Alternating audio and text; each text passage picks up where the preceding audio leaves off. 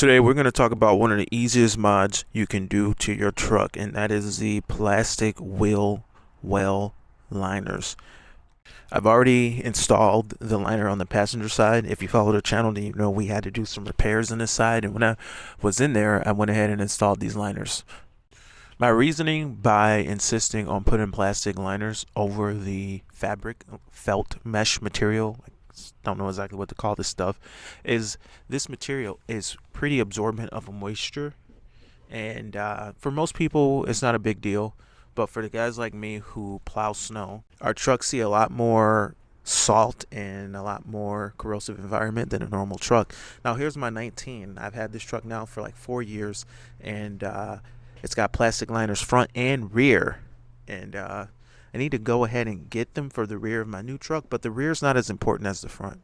Although it is good to have the rear liners as well as the mud flaps. These little things really affect the life of your vehicle by keeping everything off of the paint. These wheels will throw rocks and debris at high velocity, and having the liners and everything will definitely extend the life of your vehicle. But anyway, let's go ahead and talk about how to install them on our 2022 350. This is going to be a pretty easy install. Single 10 mil that holds this on right there, if you can see that hole, and then the screws around the edge here hold it on as well. And that's going to be this front 10 milli that you can see right there. It's got to come off, and the rest of these up here along the top here, these just have to be loosened up. So let me get that all set up. Single 10 millimeter removed, and all these 5.5 millimeters are all loose, so that I can slide this up in there in this little crack. It'll just slip up in there. Alright, let's do it. I've got the plastic liner up in there, and when I install this, I like to push the top of the plastic liner up over the strut or spring tower, I guess we can call it. It's not really a strut, it's a spring and a shock separately, so we'll call it the spring tower.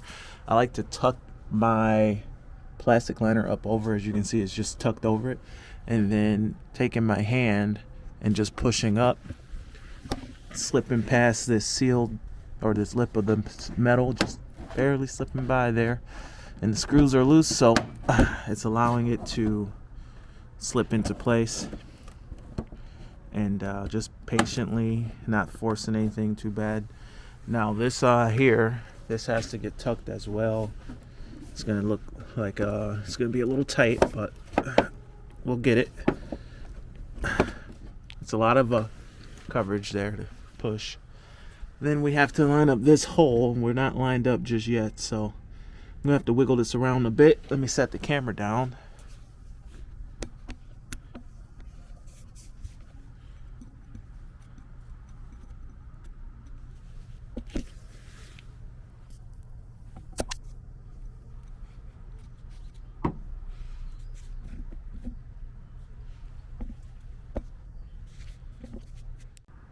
Alright, so I pretty much got it in there the way I wanted. It was hard to hold the camera and show, but basically all I did was just made sure that this lip got pushed up in here by just pushing up. Like I said, I tuck it up around the strut shock tower and push it up around. And then I was able to get this 10 milli hand started, and it's just a matter of tightening it up with the gun. Here's the impact, and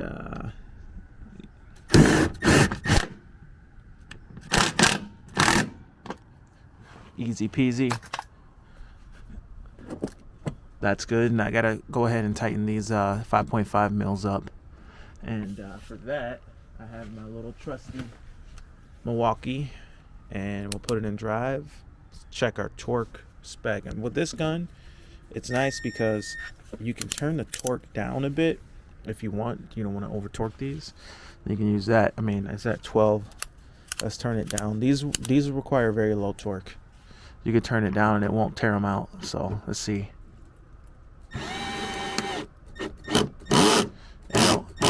and that clutch will prevent any over tightening. So that's nice with these little guns, and that's honestly tight enough.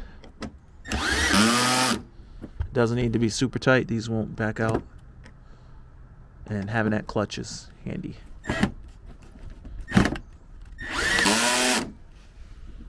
Alright,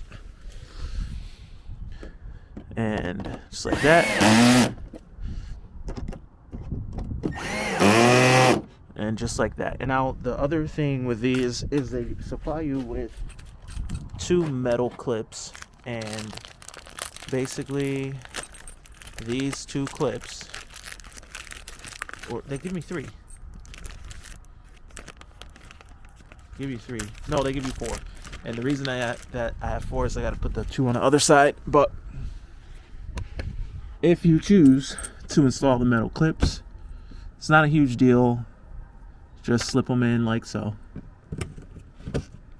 and it's just added protection. Now keep in mind, there's not a whole lot holding this on here, and the metal clip just clips it to the other component that is more secured into the truck.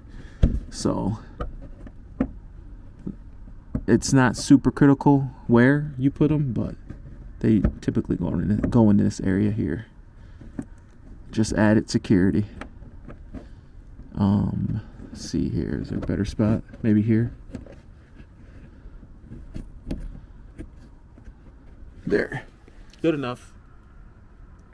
Just keeps everything together in this area. And I'll put these other 2 on the other side because for whatever reason I didn't install them. So now they'll be in on both sides. Alright, so over on the passenger side, I put 1 right there and 1 there to complete this side. So all in all, super easy install, high value. The next best thing to do is to put 1 in the rear. And these trucks being aluminum, they don't really rot out too bad. But then again, there's road grime and all that stuff being thrown on these bodies of these trucks, and while salt really doesn't kill the aluminum too bad, calcium chloride on the other hand can really make the stuff crumble up.